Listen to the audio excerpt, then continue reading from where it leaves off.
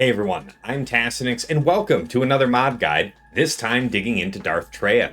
She is the leader of the Sith Triumvirate, one of the most dangerous raid bosses that we faced back in the day, and still a very relevant character in today's Grand Arena meta, offensively, defensively. But before we get too much further into why I love this character, let's go ahead and handle the TLDR for Darth Traya. Quick disclaimer, there are many ways to viably mod this character. I've done it all over the years. Full defense sets, offense sets. Theta likes to run crit damage sets, but that's a very specialty build. We'll discuss that later, but this suggested build is meant to strike the most notes for most people for the most fans. That said, set types should be a blend of health and defense, I think. If you went all health, I wouldn't fault you for it, but I like the blend. I'm running 2 health and 1 defense myself. You might flip-flop it the other way. Arrow should be crit avoidance if you're R7 or better. The fact is, for example, mine being Relic 9 and having a crit avoidance arrow, on her character sheet, she has 56% crit avoidance. And as we'll see in a moment, her leadership also gives another 40, so she's starting battle with 96% CA. That's massive. However, if you're still lower on relics, I would suggest a health primary instead, but definitely push her up because she's worth the CA arrow and worth being a solid character like that. Circle, triangle, and cross should all be health primary. Now, the one thing I will say is that, the Padme-led team with Gideon and 3 Galactic Republic supports does cut through a fully health modded Traya team, but I think that has a lot more to do with how your Savage is modded to withstand that than your Traya. But anyway, I wanted to cover that. Turn order should be second, actually. My preference is to have Darth Traya go first so that he can sweep debuffs off the enemy team, allowing Traya to have maximum discretion for who we apply Isolate to, as we'll see in a few minutes. Stat priority, therefore, should be health over protection. Bulk, I really think, is her role in this team. I think, you can have her hit hard, and I've enjoyed that very much in the past, but the majority of the value of her kit is her just being alive. So I try to, favor bulk stats for that reason. Offense after that is great. The fact is, she does have stacking offense conditions, and she can hit really hard with her first special. So it's not worth ignoring. And then speed is okay. I wouldn't really try to have her under 260 myself. I've had her as high as 290. I don't think you need to be that fast. Again, most of her benefit is about being not dead. All right. So that being said, let's jump in and talk about her leadership, compassion, weakness. Sith allies have plus 40% critical avoidance and plus 40% potency. When a debuffed enemy takes damage, all Sith allies recover 10% health. When an enemy uses an ability outside of their turn, they take damage equal to 35% of their max health. This damage can't defeat enemies. When an enemy gains a buff outside of their turn, they lose 50% offense until the end of their next turn. So we can see, things that are attacking out of turn get punished. If there's a lot of buffs being spread on the team and you're having allies on that enemy team are getting buffed up by the character who's taking their turn, they're all losing 50% offense till the end of their next turn. Strong passive benefits. But yeah, we can see here that we have the 40% critical avoidance I mentioned earlier and 40% potency. So if you wanted to, she has a fairly high base potency to begin with. And if you push her up to about 60%, then you're starting the battle about 100%. It's a good place to start. All right, next up, her unique, Lord of Betrayal. When an ally suffers a debuff, Darth Traya gains 10% bonus protection stacking until the end of her turn. And remember, bonus protection based on max health, so another reason to consider health there. At the start of each Sith ally's turn, Traya dispels all debuffs on them and deals damage equal to 5% of their max health, maximum of 75%, for each debuff dispelled. When allied Darth Nihilus or Darth Traya are critically hit or inflicted with a debuff, Traya gains 12% offense stacking for 2 turns, and that just stacks indefinitely. So when they're critically hit or inflicted with a debuff, many are the teams that are going to try and do both. So that's where I'm saying her damage can actually become significant. Now, all that's the base unique. With the Grand Arena Omicron active, and if there are no enemy Dark Side Galactic Legends, so this whole clause gets shut off if there's an enemy Dark Side GL. Sith allies gain 40% critical damage, max health, and offense. When a Sith ally suffers a debuff, they gain 10% bonus protection, stacking, until the end of their turn. At the start of each Sith ally's turn, Traya dispels all debuffs on them, and all Sith allies gain 5% crit damage, health steal, max health, and offense, stacking maximum of 100% for each of those until the end of the encounter. When an allied Darth Talon is critically hit or inflicted with a debuff, Traya gains 12% offense, stacking for 2 turns, so that's a separate 12% stacking clause. When an allied Darth Nihilus, Darth Scion, or Darth Talon's health falls below 90% for the first time, their cooldowns are reset. This is a clause that was added fairly recently to her kit, but essentially what this means is that classically the big threat on this team is Darth Nihilus because he has a one-shot kill ability. And what this is saying is that in her presence, in Darth Traya's presence, if you take a Sith ally, say Darth Nihilus, under 100, below 90% health for the first time, so it's a one-time effect, their cooldowns are reset.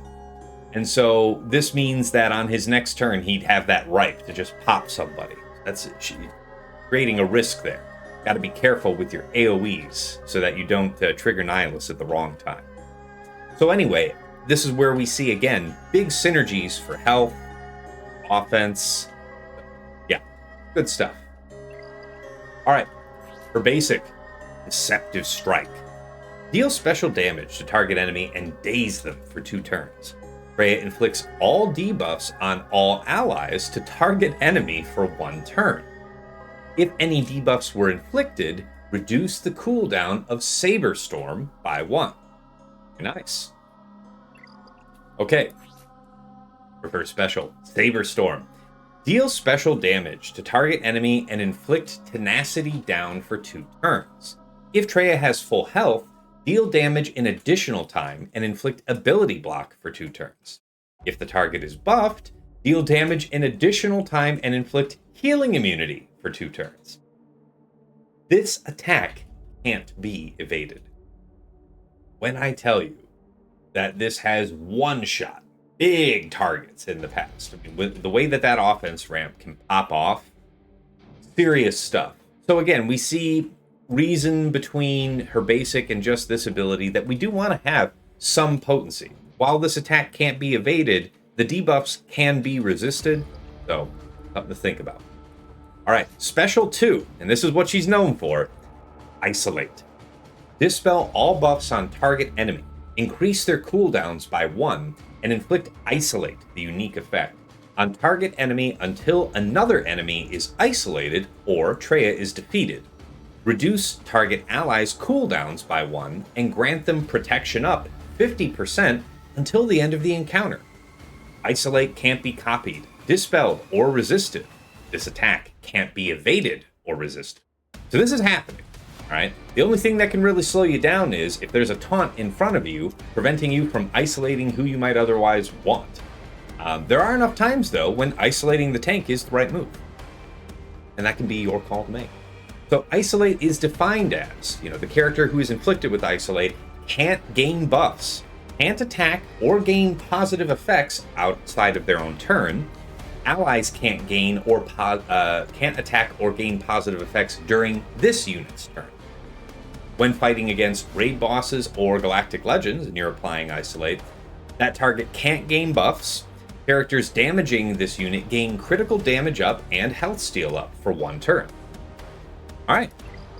So, before we move into the mods, we do want to talk about team comps and turn order. There's always a lot of questions about this. So, as always, when you're looking at these teams shown here, this is in terms of my thinking of their desired turn order, not who the leadership actually is. So don't be thrown off by seeing Nihilus first, Scion first. This is just kind of my recommended turn order in my mind. So let me kill the camera here so you can see the full screen.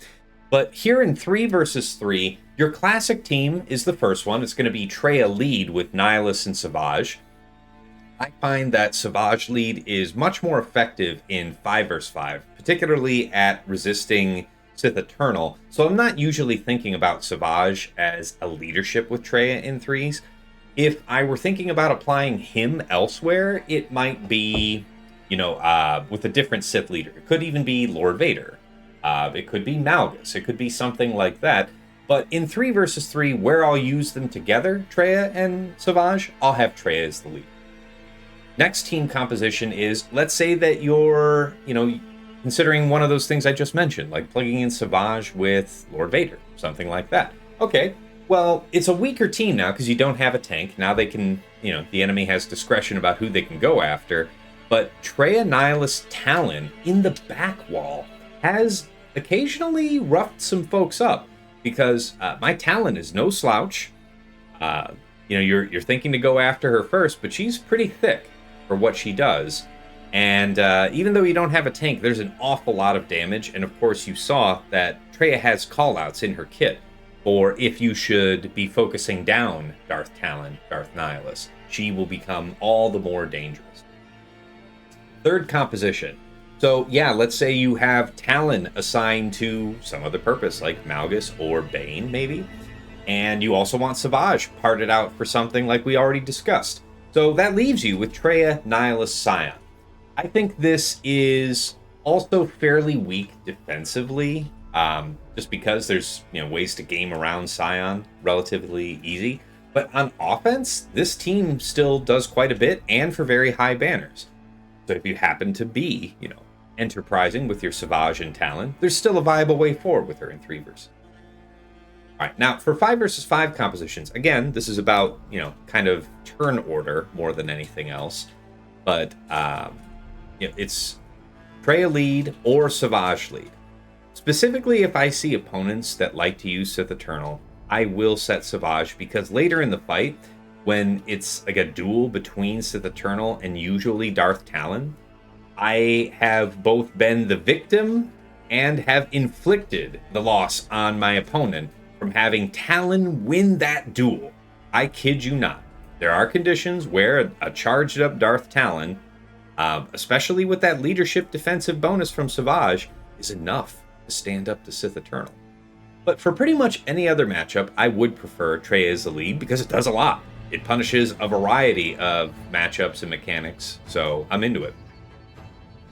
All right, and last as a 5 versus 5 composition, the ever popular Traya Lord Vader.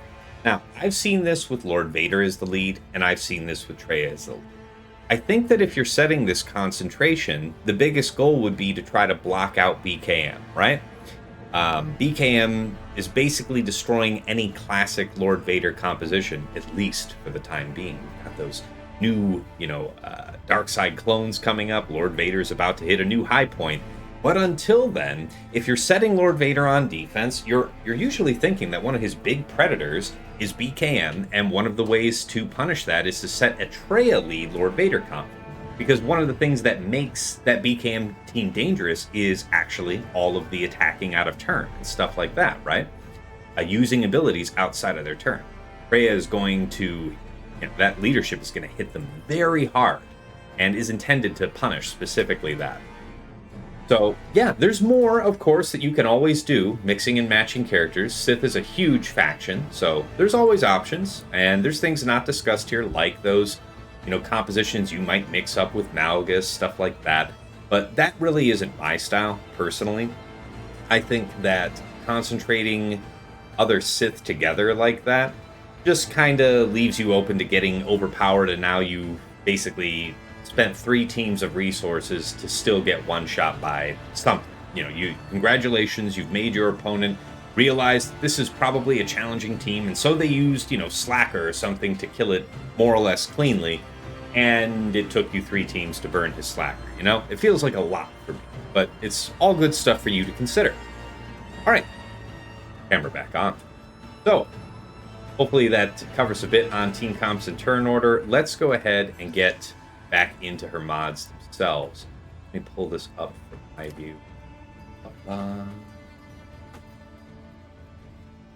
Prepared this sooner, but I know you'll forgive me. There we go. Okay, so mine is Relic 9. Folks ask, how should I apply relics on this team? I think that Traya, Nihilus, Savage, at least you're talking about 3 versus 3. Those are your core, the minimum 3 to focus on at first. I would say out of them all, that Savage should be the one to get the most relics first. I would absolutely have him Relic 8 before Relic 7 on Traya or Nihilus. He is the tank of your team, and the higher you push his relics, the more he can serve as a really proper tank that your opponent kind of has an incentive to just take a very direct solution, something to insta-kill them, something like that, because at a certain size of Savage, it's really not worth it. But I mentioned Savage only because folks are going to say, oh, well, how much relics to apply to Traya? You know, how high do I really need to push her up?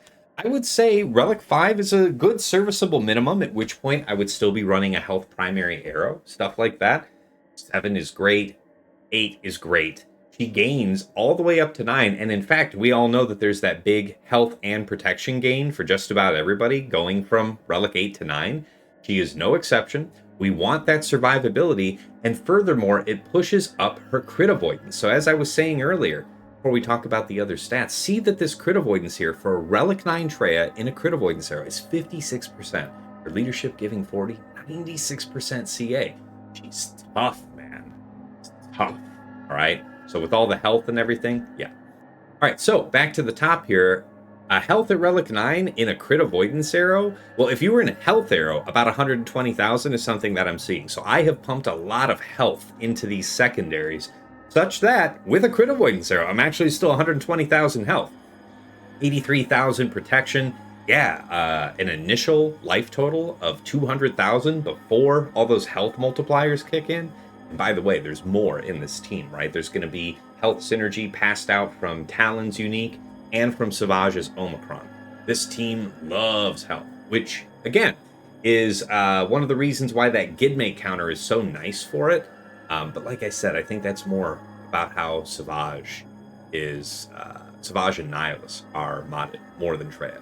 That's my point of view. Okay, so speed, 268. Yeah, I mean, about 270 feels like a good medium spot. 260 is where I said I really wouldn't like her too much slower than that. The higher I could push that up, that would be nice, but it's one of the lowest priority stats here. My potency is merely 50%. So, you know, with the leadership bonus, I only have 90% potency. So that's something that I could try to improve on slightly, but there are folks, you know, obviously I only have just 2% potency added. So really any serious amount of effort to pick up the extra 10% would be fairly trivial, but I'm okay as I am right now. Survivability, armor, yeah, I've pushed her up to 57.5%. Now, in full defense sets, which is something I've had her in before, I've had her like 65, 66, 67% armor, and that's cool. In metas of the past, like specifically for 3 versus 3, and being able to fight Tuskens, defense sets were great. Now we're in a meta where people are using JML, swapping over Jedi Cal into his riposte stance, so now he can hit under protection. And then people are just coining, and even though it's going to cause these Jedi to take that damage from Traya's leadership for attacking out of turn, it doesn't matter because you're just going to pop her and quickly finish off the rest of the team before you've taken too much damage. You can heal up with Hoda and stabilize, unironically finishing like a JML versus Traya fight for full banners, max banners, right? Not for me.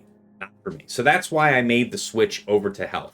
Been running that protection for a long time, and as we'll see, you know, this team ramps a lot of health under it. So having that protection style of modding meant that I felt like I had better life total for the early part of the game, and as the health ramps, whatever, we're more secure. Again, since we're having some more of this protection disruption or hit under protection stuff in the meta, it felt like time to go. So yeah, I still tried to have a decent base of armor, though. Don't need her to be a slouch or just a wet paper bag for when I do go over to 3 versus 3 and I'm fighting Tuskens and the like. Special offense. So this is the one major concession I made for this kind of survivability build. She's only just over 10,000 special offense. Granted, she's going to get 40% from herself. She's going to gain 20% from Talon. I think another 30% offense from Savage. There's a lot of offense built in there, but to that point, the more you can bake in up front, and then when you start ramping those two separate independent 12% offense ramping clauses, it can get outrageous, man. So there is a part of me that thinks about adding offense into her long term. But if I'm going to go like that, maybe I'll go for the full Fatal build where I'll have to produce a very specialized crit damage and crit chance set.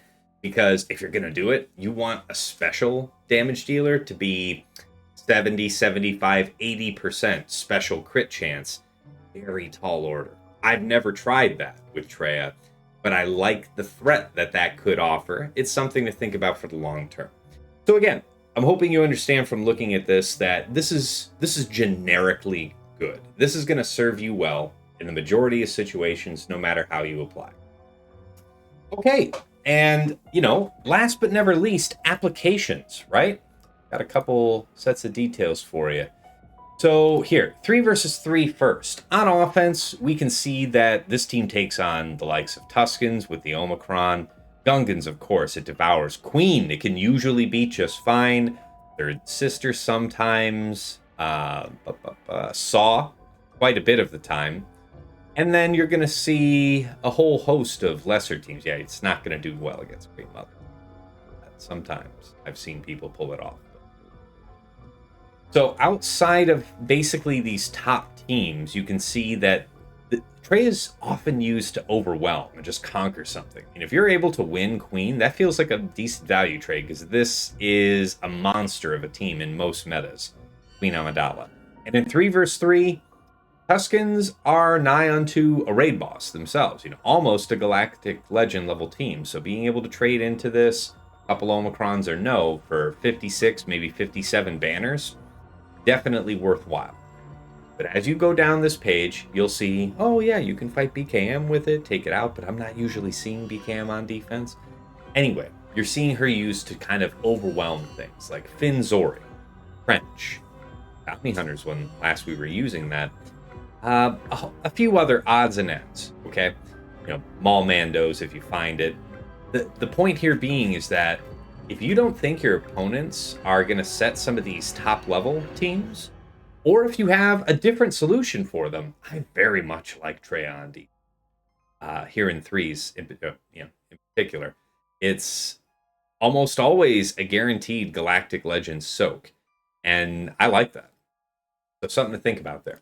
Now, in 5 versus 5 offensively, taking on a lot of the same prey here. This is just for this most recent season's data, but certainly against Gungans. Now, here we go. The full team, the full ensemble against Great Mothers. Wow, 62 banners 100% of the time. So it's not, it's not the same fight as 5s as in 3s. Riva looks to be like a lock. Queen, more usual suspects. Saw Gerrera, of course. Tuskens. Great in 5s. More Trench. The Fugitive Omega team is not a good matchup. That is interesting to know. Dash, BCAM, all this kind of stuff looks like we're getting into the overpowering territory. So the idea here is that, again, if you're not seeing some of these top-level teams on defense, I have also likewise enjoyed having Traya set on my own defense. And in 5s, I usually do it as the Savage lead if I'm not involving Lord Vader. But if I am going to set Lord Vader on defense, it's probably going to be under Traya lead, at least until we get those new Dark Side clone troopers to round him out. Really looking forward to that. All right, I think that about wraps this one up. This is an amazing character. Looking forward to covering the rest of the team. Thank you all for continuing to push me and encourage me to make these. I get a lot of feedback from you guys about how much this helps you, and that's fantastic. It's great to be doing something positive. So, really appreciate that. Now, if you've enjoyed this video, please give it a like, hit subscribe on the channel if you want to see more. And until next time, it's been real. It's been awesome. It's been real awesome. Take care.